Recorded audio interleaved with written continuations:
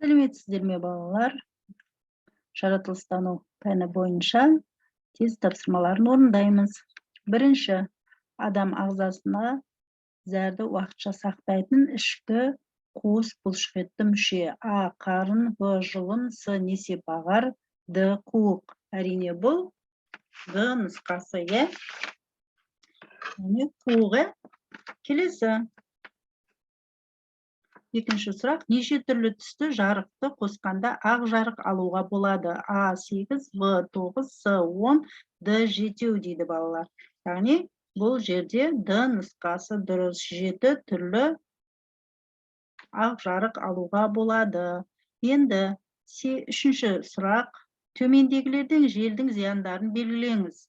А. Желден электр энергиясын алу, Б. Желдің көмегімен қайықтардың қозғалуы, С. Желдің әсерінен ауаның алмасуы, Д. Орман өрттерінің тез таралуы. Әрине, бұл жерде де Д нұсқасы дұрыс, е?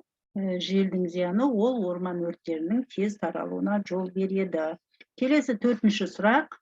Қайнаған шайнектің температурасы 20 градус болатын бөлмеге қойған кезде шайнектің температурасы неше градусқа төмендейді? Судың қайнау температурасы 100 градус балалар. А. 20 градус, В. 100 градус, С. 80 градус, Д. 0 градус дейді. Демек, бұл жерде қаншаға төмендейді екен?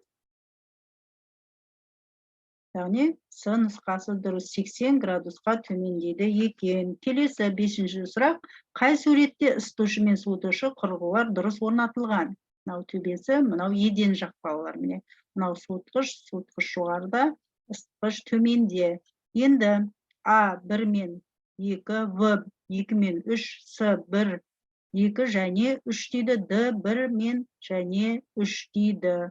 Енді қараңыздар балалар, мұқият қарасаңыздар, суытқыш қай жерде тұру керек, ысытушы қай жерде тұру керек, оны сіздер өте жақсы білесіздер.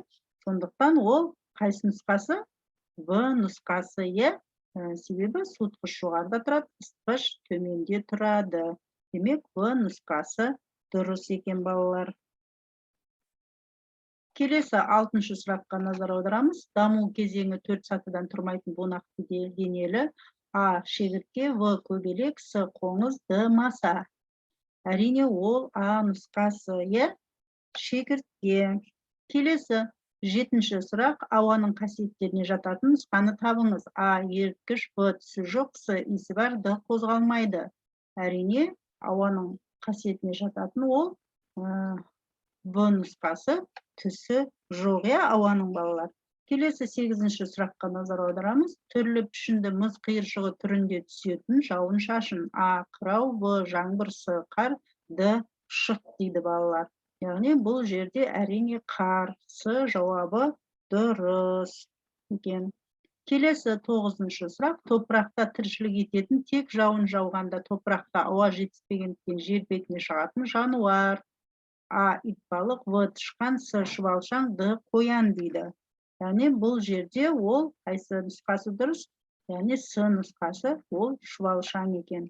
Келесі 10-шы сұраққа назар аударайық. Төмендегі суретте көрсетілген ағзалар арасындағы қарым-қатынастар түрі.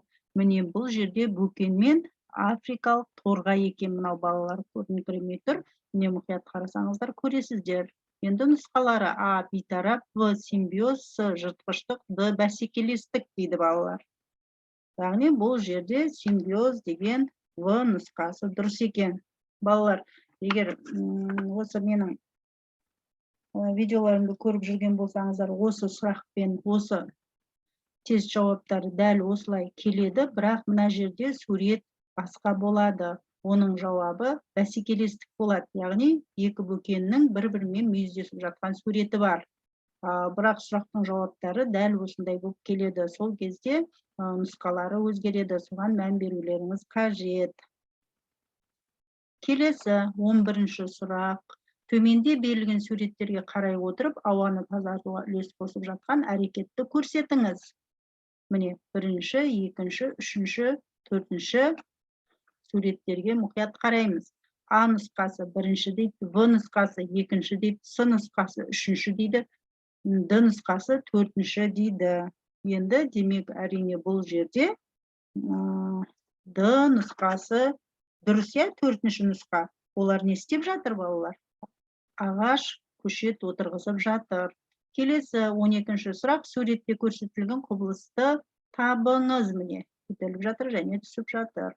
Бірінші жел, екінші табиғаттағы су айналымы, үшінші бұлттану, төртінші су тасқыны дейді. Яғни бұл жерде нені көріп тұрсыздар? Табиғаттағы су айналымын көріп тұрсыздар. Келесі 13-ші сұрақ, судың қасиетін табыңыз дейді. А. Серпіледі және сығылады. В. Еріткіш. С. Дәмі мен иісі жоқ. Д. Жануды қолдайды дейді. Бұл жерде судың қасиеті ол еріткіш, иә, балалар? Заттарды көбіне ерітеді. Мысалы үшін біз жай күнделікті тұрмыста қолданып жүрген, өзіміз жеп жүрген қантты суға салсақ, ол ериді, иә? Келесі 14-ші сұрақ. Төмендегі заттардың қайсысы жылуды жақсы өткізуі қажет дейді. Міне қараймыз. А, В, С және Д нұсқаларына назар аударыңыздар. Әрине бұл жерде жылуды өткізетін, міне мынау, иә, А нұсқасы кастрюль кез өткізеді. Ең соңғы сұрақ 15-ші. Температураны өлшегіш құрал мынау қалай аталады? Балалар, әрине бұл барлығымыздың үйімізде бар. Бұны білмейтін бала жоқ десек те болады. Енді нұсқалары: А. Түтік, В. Қоңырау, С. Жаңғырық, Д. Термометр дейді. Яғни бұны қалай атайды екен? Бұны Д нұсқасы дұрыс, термометр деп атайды екен, балалар. Балалар, осымен жаратылыстану пәнінен сынақ аяқталды. Келесі кездескенше сау болыңыздар.